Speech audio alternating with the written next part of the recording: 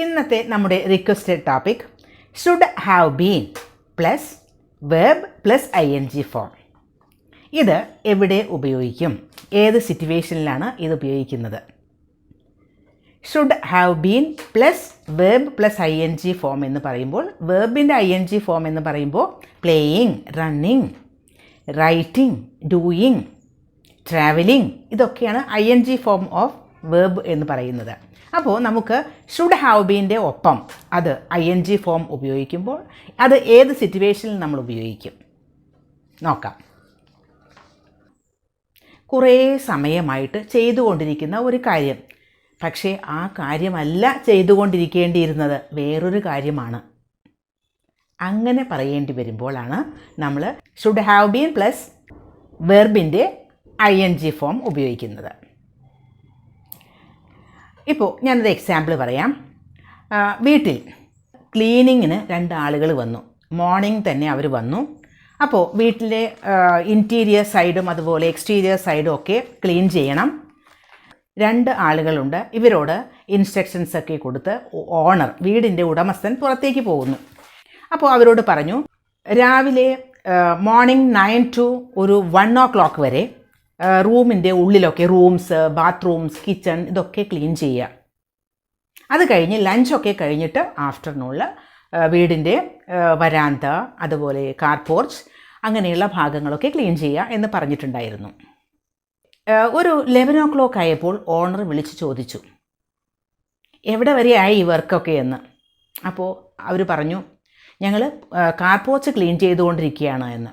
Car porch clean ചെയ്തുകൊണ്ടിരിക്കുക എന്ന് പറഞ്ഞാൽ അതായത് വീടിൻ്റെ പുറത്തുള്ള ഭാഗങ്ങളാണ്. അത് ക്ലീൻ ചെയ്യാൻ പറഞ്ഞിരിക്കുന്ന സമയം ലഞ്ച് കഴിഞ്ഞിട്ടുള്ള സമയമാണ്. അപ്പോൾ വീടിൻ്റെ ഉടമസ്ഥൻ പറയുകയാണ്, you should have been cleaning the interior side of the house. ഉള്ളിൽ ക്ലീൻ ചെയ്യാനല്ലേ ആ സമയത്ത് ക്ലീൻ ചെയ്യേണ്ടിയിരുന്നത്. അവർ കുറേ സമയമായിട്ട് മോർണിംഗ് തുടങ്ങി ക്ലീൻ ചെയ്തുകൊണ്ടിരിക്കുകയാണ്. പക്ഷേ അവർ ക്ലീൻ ചെയ്തത് വീടിൻ്റെ പുറത്തുള്ള ഭാഗങ്ങളാണ്, ഉള്ളിലേക്ക് അവർ കടന്നിട്ടില്ല. അപ്പോൾ വീടിൻ്റെ ഉടമസ്ഥൻ പറയുകയാണ്, you should have been cleaning the interior side of the house.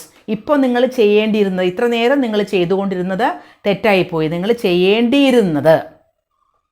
ചെയ്തുകൊണ്ടിരിക്കുകയാണ് ഇപ്പോഴും. അപ്പോൾ ചെയ്യേണ്ടിയിരുന്നത് നിങ്ങൾ ഉള്ളിലത്തെ ഭാഗങ്ങളാണ്. You should have been cleaning the interior side of the house. ചെയ്യുന്നത് പുറത്തുള്ള ഭാഗങ്ങളല്ലേ, അപ്പോൾ ചെയ്യേണ്ടിയിരുന്നത് അതാണ്, ഇപ്പോഴും ചെയ്തുകൊണ്ടിരിക്കുകയാണത്. ഈ ഷുഡ് ഹാവ് ബീൻ എന്ന് ഉപയോഗിക്കുന്നത് ആ ഒരു ഡ്യൂറേഷൻ കാണിക്കുന്നതിന് വേണ്ടിയിട്ടാണ്. കുറേ സമയമായി ചെയ്തുകൊണ്ടിരിക്കുന്ന ഒരു കാര്യമാണ്. അതല്ല ചെയ്തുകൊണ്ടിരിക്കേണ്ടിയിരുന്നത്, വേറൊരു കാര്യമാണ്. അവിടെയാണ് should have been plus verb plus ING form ഉപയോഗിക്കേണ്ടി വരുന്നത്. ഇതിൻ്റെ നെഗറ്റീവ് ഫോമും നമുക്ക് ഉപയോഗിക്കാം. You shouldn't have been cleaning the exterior side. You should have been cleaning the interior side of the house.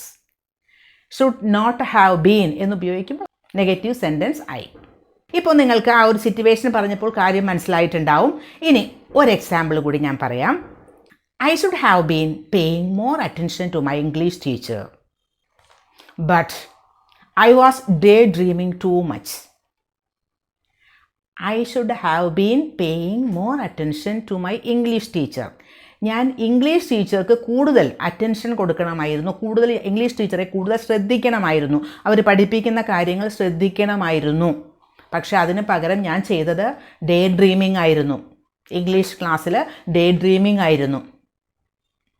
അപ്പോൾ ഒരു ഡ്യൂറേഷൻ ഓഫ് ടൈമാണത്. ആ സമയത്ത് ചെയ്യേണ്ടിയിരുന്നത് അതാണ്, പക്ഷേ ചെയ്യേണ്ടിയിരുന്ന ഒരു കാര്യം ചെയ്തില്ല. ചെയ്തുകൊണ്ടിരിക്കേണ്ടിയിരുന്നത്, അവിടെ ആ ഒരു ഡ്യൂറേഷൻ ഓഫ് ടൈം തന്നെയാണ് അവിടെ ഇമ്പോർട്ടൻ്റ്. ഹാവ് ബീൻ എന്ന് യൂസ് ചെയ്യുന്നത് അതുകൊണ്ടാണ്. I should have been paying more attention to my English teacher, but I was daydreaming too much. ഇപ്പോൾ ഈ 2 എക്സാമ്പിൾ ആയപ്പോൾ കാര്യം മനസ്സിലായല്ലോ നിങ്ങൾക്ക്. കൂടുതൽ എക്സാമ്പിളിൻ്റെ ആവശ്യമില്ലല്ലോ.